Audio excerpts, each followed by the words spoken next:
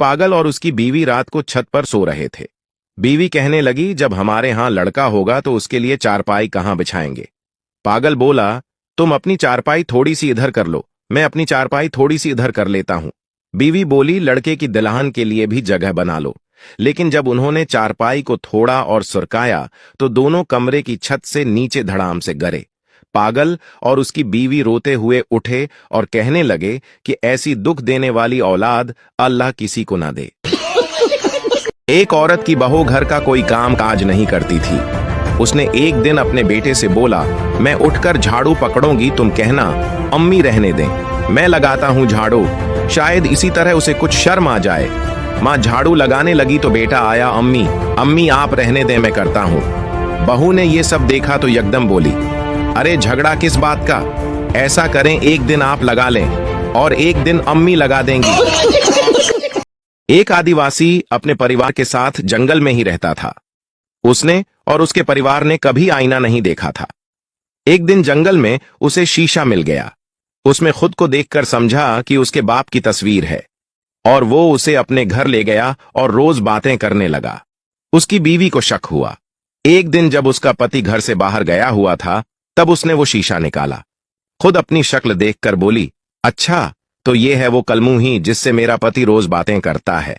उसने शीशा अपनी सास को दिखाया तो सास बोली, चिंता मत कर, शुक्र मना, बुड्ढी है, जल्दी ही मर जाएगी।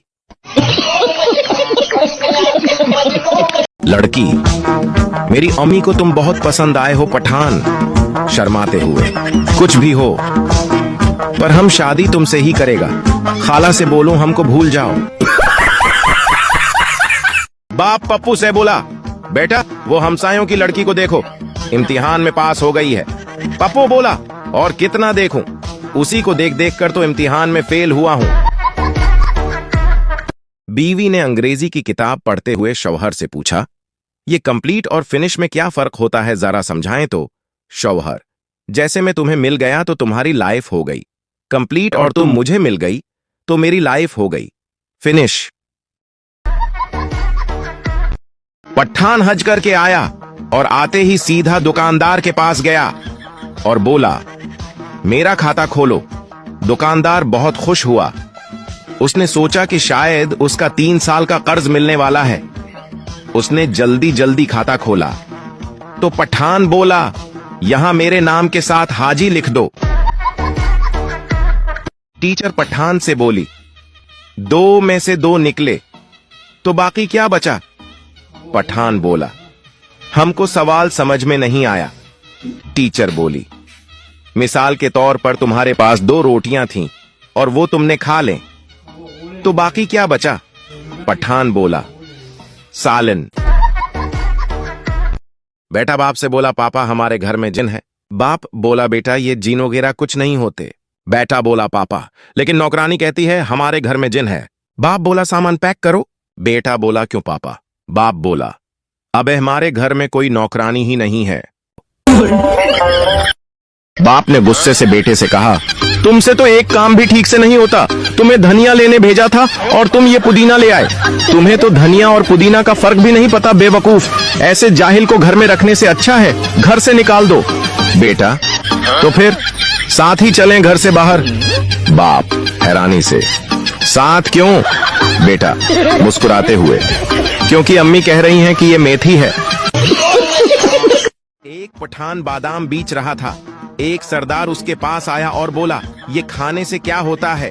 पठान बोला, दिमाग तेज होता है। सरदार बोलो, वो कैसे। पठान बोला, अच्छा ये बताओ 1 किलो चावल में कितने दाने होते हैं। सरदार बोला, पता नहीं।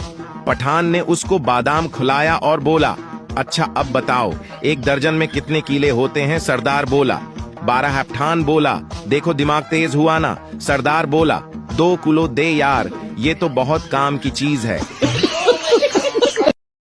पठान भाई का वजन बहुत ज्यादा हो गया था, चलना फिरना भी मुश्किल हो गया। तो दोस्तों ने मशूरा दिया, पठान भाई तुम्हें डॉक्टर के पास जाना चाहिए। पठान डॉक्टर के पास गया और बोला, डॉक्टर साहब वजन इतना ज्यादा हो गया है कि अब चलना भी मुश्किल लगता है, क्या करूं? डॉक्टर ने हंसकर कहा, पठान भाई फिक्र की कोई बात नहीं, रोजाना 10 किलोमीटर दौड़ लगाया करो, वजन खुद कम हो जाएगा। पठान ने डॉक्टर का मशूरा मान लिया। 1 साल बाद पठान ने डॉक्टर को फोन किया। पठान बोला, डॉक्टर हम हैं, वजन तो कम हो गया है लेकिन एक बड़ा मसला हो गया है। डॉक्टर ने हैरान होकर पूछा, क्या हुआ पठान भाई? पठान बोला, डॉक्टर साहब दौड़ लगाते लगाते अफगानिस्तान पहुंच गया हूं, अब मुझे यहाँ ही रुकना है या सीधा रूस निकल जाऊं? बीलो अपने बेटे से बोला, बेटा तो शेर दा पुत्र है और वह शायर में हूँ। बेटा बोला, आप ठीक कह रहे हैं पापा, स्कूल में टीचर भी कहती है कैतुक सी जानवर की औलाद है।